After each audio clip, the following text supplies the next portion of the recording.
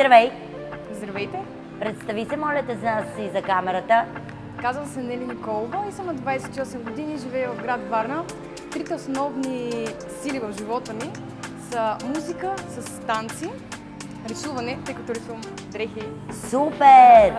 Много ми харесва. Благодаря, и изкуство, под което пада актьорското майсторство. Обожавам камерата, обожавам да се изразявам. Творчески човек съм.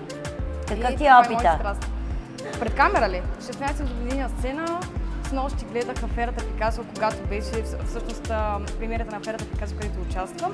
Във филма Чалга с режисьор Мариан Колев. Да, ама като какво? Статист, роля? Статист, да. Имам главна роля във филм, като наемен убиец, наемна убийца. За къде е това? Град Шумен. Български филм. И... Откъде си? От град Луковит родом, но живея в Варна.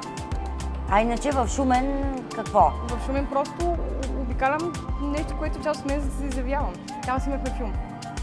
Също снимала съм реклами за шапки, като модел на дрехи на известна марка. А ходила ли си на актьорско някога? Никога, но чувствам си го в себе си просто. Добре, супер!